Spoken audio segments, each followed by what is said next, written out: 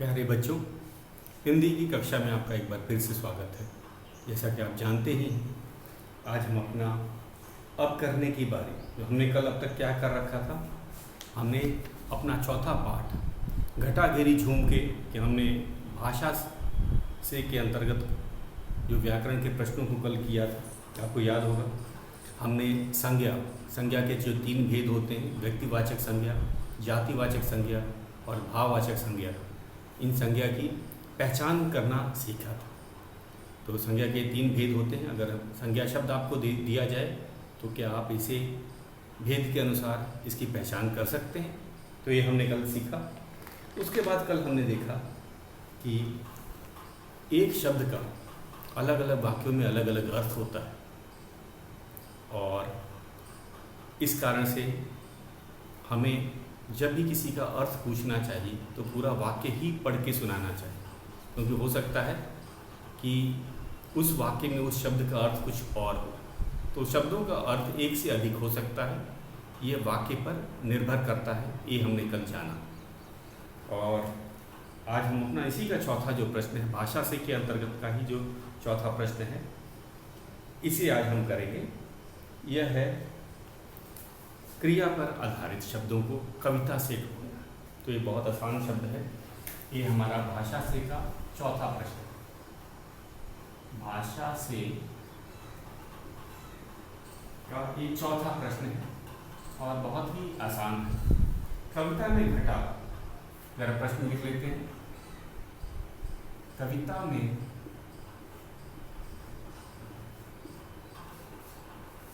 घटा हम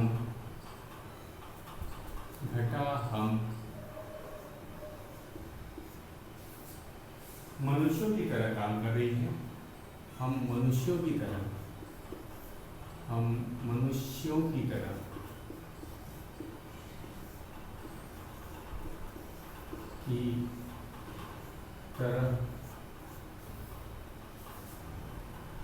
काम कर रही हैं।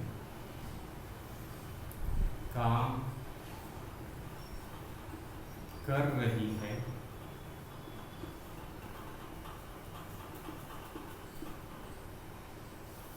जैसे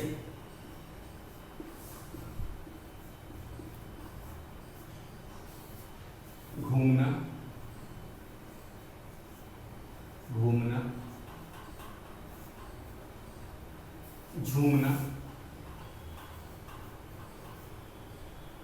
झूमना आदि।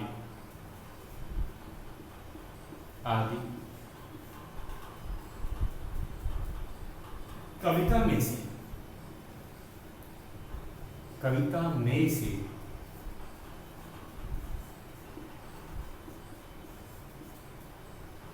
काम करने वाले शब्द चुनकर, काम करने वाले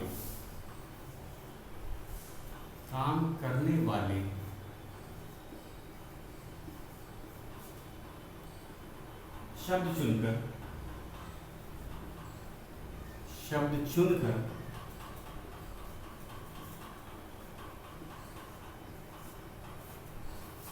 लिखो।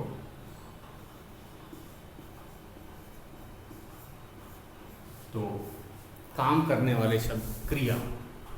जब हम काम करने वाले शब्द की बात कर रहे हैं तो हम क्रिया की बात कर रहे हैं, कि जो काम करने वाले शब्द को हम व्याकरण की दृष्टि से उसे क्रिया ही कहते हैं। और जो कवि होता है, कवि जब कविता लिखता है, जैसे इसमें घटा, हमें पता है घटा तो मनुष्य नहीं है, काले बादलों को घटा कहा जाता है। लेकिन जब वो आते हैं तो जैसे घूम करके आते हैं, झूम करके आते हैं, तो जैसे मनुष्यों की तरह इनकी जो हम कहेंगे कार्य करने की बात है वो बताई गई है। क्योंकि अपने कविता को जीवंत करने के लिए, उसमें जान डालने के लिए कवि इस तरह का प्रयोग करता है। जैसे नदी का बहना, या वो क्या है, चंचलता से बहना, झरने का बहना। तो ये क्या कहता है, जैसे कि उन झरनों में जान आ गई। तो क्रिया वाले शब्दों का अधिक प्रयोग किया जाता है ताकि लगे कि यहाँ पे मनुष्यों की तरह जो घटाएं हैं वे भी जोश में हैं, झूम रही हैं, घूम रही हैं। तो अपने कविता पे हम चलते हैं।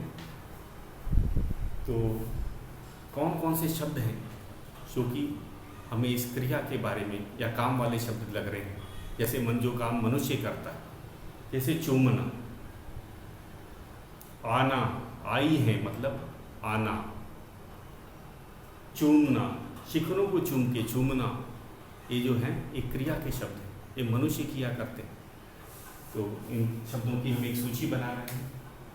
तो कौन कौन से शब्द ये हो सकते हैं, जैसे कि आना, आई से बना आना, मनुष्य आता जाता है, लेकिन यहाँ पे कवि के अनुसार घटाएं भी आ रही हैं। दूसरा है चूमना, चूमना, माँ अपने बच्चे को चूमती है, तो घटाएं भी पर्वतों के शिखरों को चूम रही।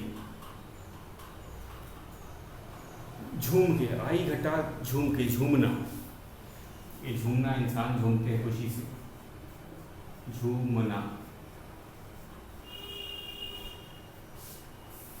उसके बाद आते हैं प्यार, प्यार भी है, प्यार करना, प्यार करना, ये भी क्रिया शब्द है, हम कहेंगे।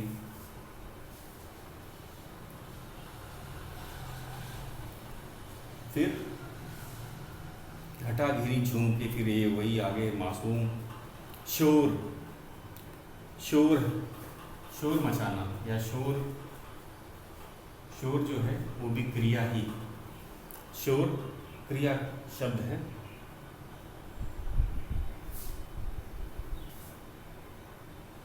नाच, नाचना, नाच रहा मोर है, तो नाचना, ये भी क्रिया ही है, काम वाला शब्द। उसके बाद आगे चलते हैं घूमना, नदियों तालाबों से आई है घूम के, तो घूमना भी, मनुष्य घूमते हैं, पशु पक्षी घूमते हैं, तो घटाओं के साथ घूमना, ये भी क्रिया का ही शब्द हम कहेंगे। सिहरना, कांपने को सिहरना कहते हैं, सिहरना, कांपने को सिहरना कहा जाता है। जैसे मनुष्य या को जब ठंड लगती है तो वो कांपता है, तो सिहरना है। तालियां बजाना, उसके बाद क्या है, तालियां बजाना, तालियां बजाना, तो तालियां भी क्रिया ही शब्द है, तालियां बजाना।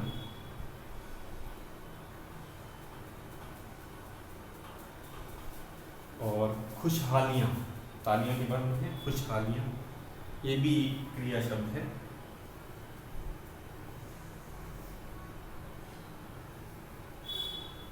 खुशहालियाँ,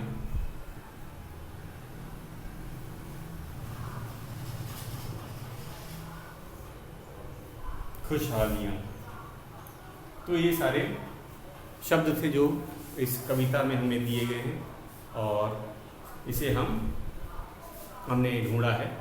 तो ये क्रिया वाले शब्द क्या होते हैं, जैसे किसी काम के करने या होने का बोध होता है, तो ये काम वाले शब्द हैं। तो ये काम, ताली बजाने वाला काम, घूमना, और क्या है, खुशहालियाँ, सिहरना, ठंड से कांपने को सिहरना कहते हैं।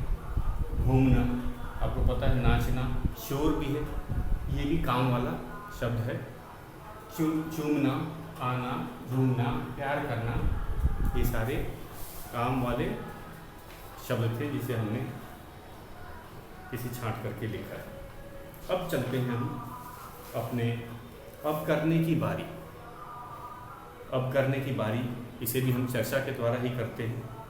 तो आज शुरू करते हैं अपना इसका पहला क भाग। अब करने की बारी, कविता को याद करके कक्षा में सुनाओ, बादलों के बारे में कुछ और कविताएं इकट्ठी करो और लिखकर कविता कोने में लगाओ।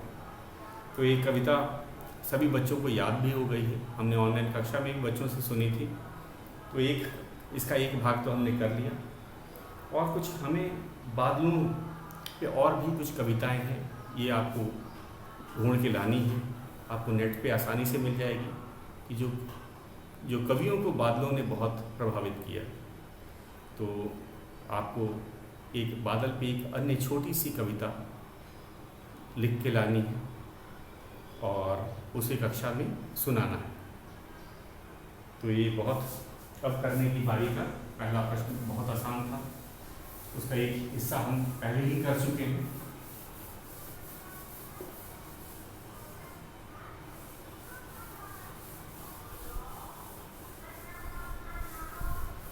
अब आ जाते हैं इसका अब करने की बारी। अब करने की बारी, अब करने की बारी।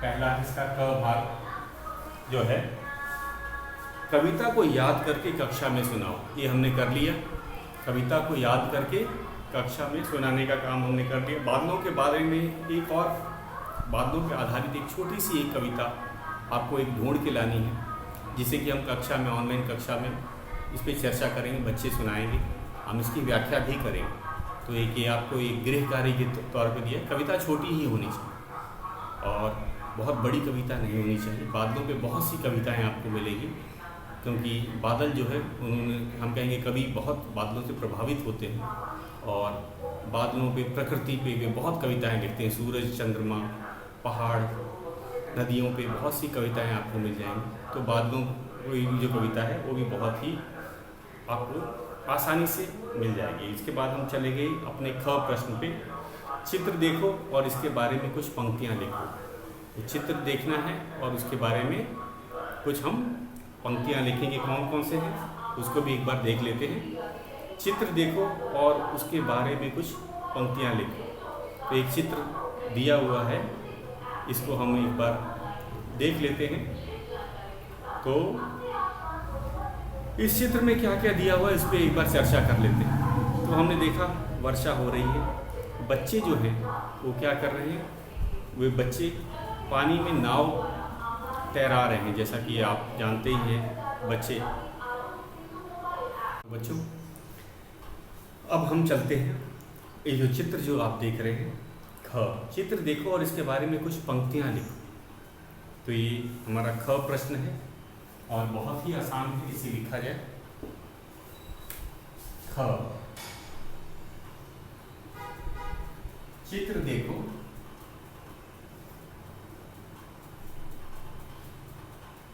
चित्र देखो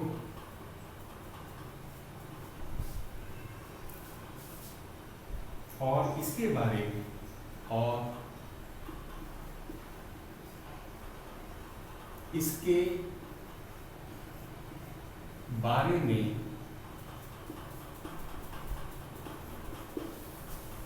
कुछ पंक्तियां लिखो, कुछ पंक्तियां लिखो।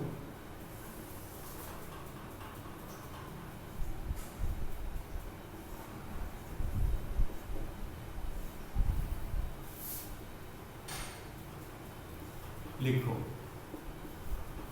तो हम कुछ पंक्तियां लिखेंगे। तो चित्र में क्या क्या दिया गया है उसको एक बार आप छोटा सा बता दें। और जैसे कि आप देख रहे हो वर्षा हो रही है और एक किसी घर के आगे एक पार्क का दृश्य है। बच्चे जो हैं वो खुशी से झूम रहे हैं। कुछ बच्चे नाव, पानी में जो पानी जमा हो जाने के कारण जो छोटे छोटे तालाब जैसे बन गए हैं उसमें नाव चला रहे हैं। और एक बूढ़े दादाजी हैं, कुछ छाता लगाए, शायद तेज़ी से घर की तरफ जा रहे हैं। वे वर्षा में भीगना नहीं चाहते, लेकिन बच्चों को कोई चिंता नहीं, बच्चे वर्षा ऋतु का पूरा मज़ा ले रहे हैं।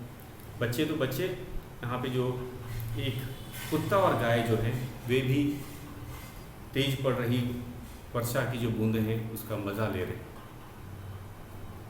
और शायद सबको गर्मी से राहत मिल गई है, शाम का समय भी लग रहा है और वर्षा ऋतु का कौन इंतज़ार नहीं करता। तो इसी के बारे में हम 4-5 लाइन लिखेंगे। जगह दी हुई है, इसे हम अपने पाठ्य पुस्तक में ही कर लेंगे। तो शुरू करते हैं। चित्र के बारे में कुछ पंक्तियाँ लिखो।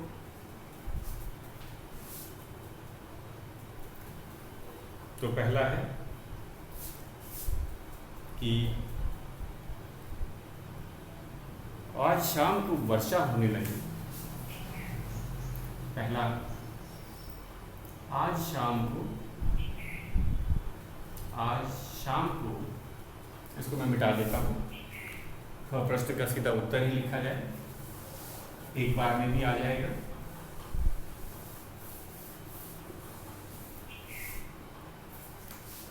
का मैं उत्तर ही लिख रहा हूँ।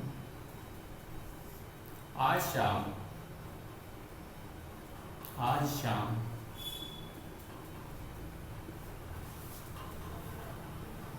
अचानक वर्षा होने लगी। अचानक वर्षा होने लगी।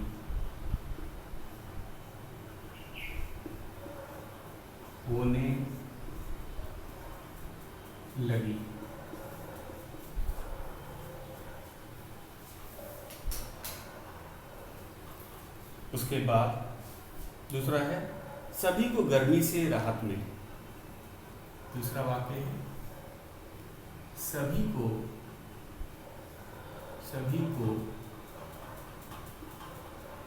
गर्मी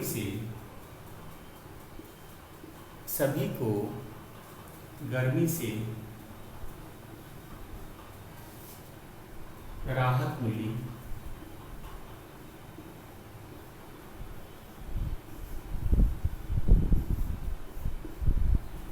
तीसरा है हमारा तीसरा वाक्य, बच्चे कागज की नाव तैराने लगे। बच्चे खुश होकर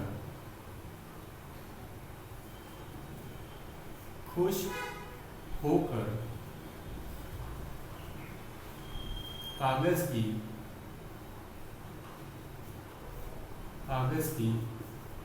नाव तैराने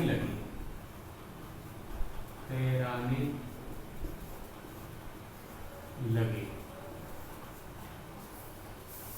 चौथा, दादाजी छाता लेकर घर चल दिए। दादाजी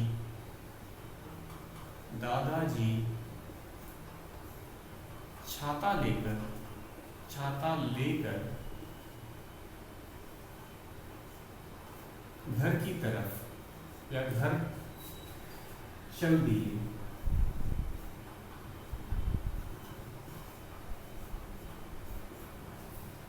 पांचवा वाक्य है, कुत्ता और गाय भी वर्षा का मजा लेने लगे।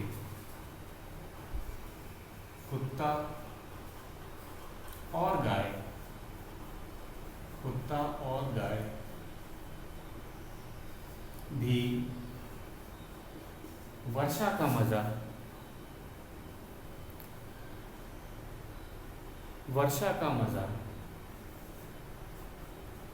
वर्षा का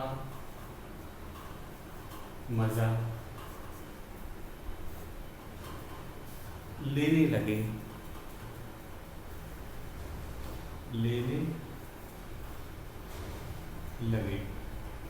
पूर्ण विराम। तो ये था हमारा, हम कहेंगे ख प्रश्न। हमने चित्र देखा और चित्र के अनुसार 5 वाक्य लिखना था, हमने उसे लिख दिया। एक बार फिर से मैं दोहरा देता हूँ।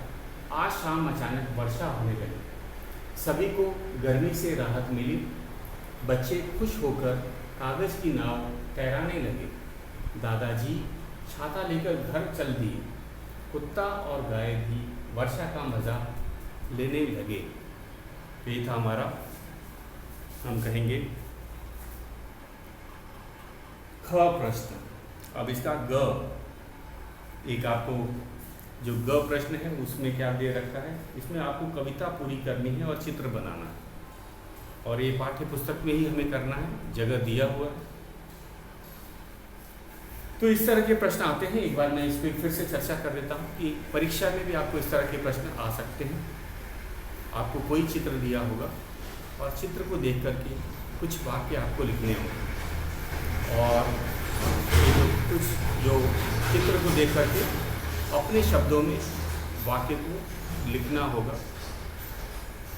और इससे क्या करते हैं, हमें वाक्य रचना जो हमारी होती है, जो कैसे वाक्यों को बनाना है, वो उसमें सुधार आता है। चित्र देखकर हम अपने शब्दों को कैसे सहेज करके हमें सरल वाक्य ही बनाने, बहुत बड़े बड़े बहुत लंबे लंबे वाक्य नहीं बनाने। जैसे हमने इसमें क्या किया, चित्र को देखा, दृश्य समझा कि वर्षा हो रही है, बच्चे नाव चला रहे हैं, तैरा रहे हैं, और गर्मी से सबको राहत मिल गई। यहाँ तक कि कुत्ता और जो गाय दिखाया है वे भी वर्षा ऋतु का आनंद ले रहे हैं। तो इस तरह के हमें छोटे वाक्यों का ही प्रयोग करना चाहिए, बहुत बड़े बड़े वाक्य नहीं लिखने चाहिए, क्योंकि उसमें गलती होने की ज़्यादा संभावना होती है। तो इस तरह के प्रश्न आपको परीक्षा में आ सकते हैं, और इसकी आपको अभ्यास भी करना है। तो चित्र वाले इसमें अपने सोच से ही हमें लिखना है। कोई ये बहुत आसान है, अगर आप इसको धीरे धीरे वाक्य, अगर छोटे छोटे वाक्य बनाना सीख जाएंगे तो आप बहुत से प्रश्नों के उत्तर भी देना जान जाएंगे। तो एक अच्छा तरीका है चित्र देख करके उसके ऊपर अपने विचार, कुछ वाक्य, जैसे अभी हमने 5 वाक्य लिखे, उसे लिखना आना चाहिए। अब इसका आखिरी, इस पाठ का आखिरी जो ग हिस्सा है, कविता पूरी करो और चित्र बनाओ। तो कविताओं के बारे में भी हम जरा आज बता दें आपको। जो कविता, कवि जो है वो कविता लिखता है, जो कवि होता है वह कविता को लिखता है, और इसके लिए वे अच्छे अच्छे शब्दों का चुनाव करता है। तो इसमें जैसे ये बहुत अच्छा दे रखा है कि इसमें कविता पूरी नहीं लिखी गई। आपने ध्यान दिया होगा कि कविता पूरी करो और चित्र बनाओ। तो इसमें बच्चों को ही प्रेरित किया है कि आप अपने शब्द चुनिए और इस कविता को पूरी करने का प्रयास कीजिए। और ये बादलों पे ही एक छोटी सी कविता है। आप देख रहे हैं कि 8 पंक्तियों में ये कविता खत्म हो जाती है, और इस 8 पंक्तियों की जो कविता है इसमें भी पहले से ही आधी कविता लिख दी गई है। अब हम इस कविता को पूरी करने की कोशिश करें। तो एक कवि की तरह हमें सोचना है, तुक वाले शब्दों को चुनना है। तुक वाले से क्या हो जाती है, कविता आकर्षक हो जाती है। लय वाले शब्दों को चुनना है, और इसका बड़ा ध्यान रखते हैं। जो कवि होते हैं अपनी कविता को अच्छा बनाने के लिए रोचक बनाए। रोचक क्यों, कि सुनने और पढ़ने वाले को दोनों को अच्छा लगे, और साथ में संदेश तो होता ही। तो जैसे इसमें काले बादलों के ऊपर कविता आधी लिखी गई है। संदेश तो सबको मिल ही रहा है कि जब काले बादल आते हैं तो जो गर्मी से राहत मिल जाती है। बादल के आते ही जो है सूरज छिप जाता है और हवाएं चलने लगती हैं, वातावरण में एकदम बदलाव आ जाता है। जो लोग गर्मी से झुलस रहे होते हैं, पेड़ पौधे हों, चाहे इंसान हो, बच्चे हों, सबको राहत मिल जाती है और वे उसका स्वागत करते हैं। इसका काले बादलों, और ढेरों खुशियाँ आ जाती हैं, और पेड़ों की हरियाली जो है वो धुल करके साफ़ सुथरी हो जाती है। तो यही है। तो हम इसे अपने शब्दों से पूरी करने की कोशिश करेंगे, और उसके बाद एक आपको चित्र बनाना है। चित्र भी पाठ से ही, इस कविता से ही संबंधित होना चाहिए। जब हम काले बादलों की बात कर रहे हैं तो जो चित्र भी बनेगा वो काले बादलों की ही बनेगा, वर्षा का ही बनेगा, और वर्षा का आनंद लेते हुए आप कुछ भी डाल सकते हैं, चाहे वो पशु पक्षी हों, चाहे पेड़ पौधे हों। तो हमें यही कविता पूरी करते हैं। एक हमारा ग भाग है। अब करने की बारी का ग भाग है। कविता पूरी करो, कविता पूरी करो और चित्र बनाओ, और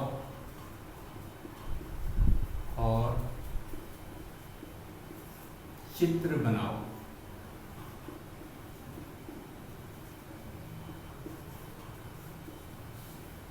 कविता पूरी करो और चित्र बनाओ। तो हम इस कविता को लिख रहे हैं, तो इसे मिटा देते हैं कि एक बार में हम लिख सकें। तो बहुत ही आसान कविता है, अधूरी दे भी दे रखी है, हम बस हमें पूरा करना है, तुक और लय वाले शब्दों का चुनाव करना है। तो ये है हमारी कविता। काले काले, ये ग है, काले काले, काले काले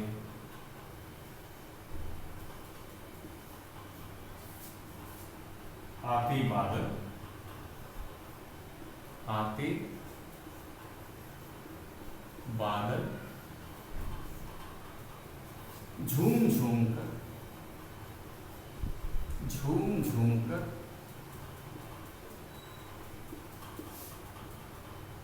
झूम झूम के,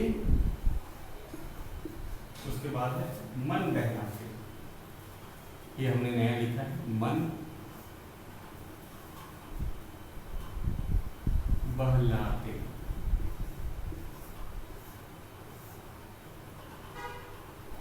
सबका मन, सबका मन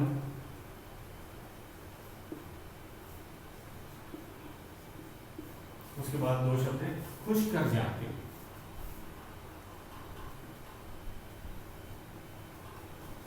खुश कर जाते, ढेरों खुशियां, ढेरों ढेरों खुशियां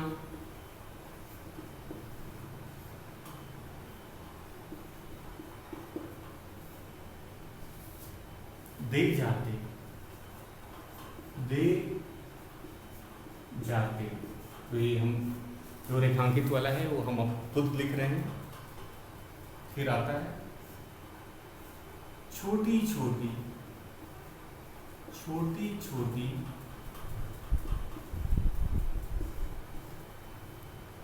बूंदें आती, बूंदें आती, आती, सबका, सबके मन की एक है, सबके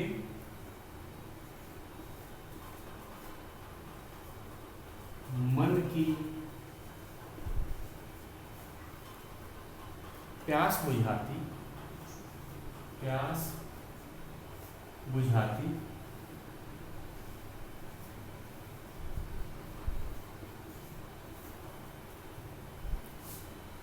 फिर आ जाते हैं बागों में हरियाली लाती, बागों में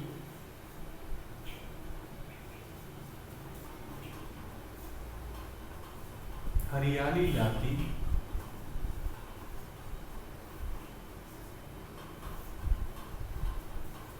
लाती, और अंतिम है बच्चों को है गीत सुनाती, बच्चों को, बच्चों को है, बच्चों को है गीत सुनाती, गीत सुनाती।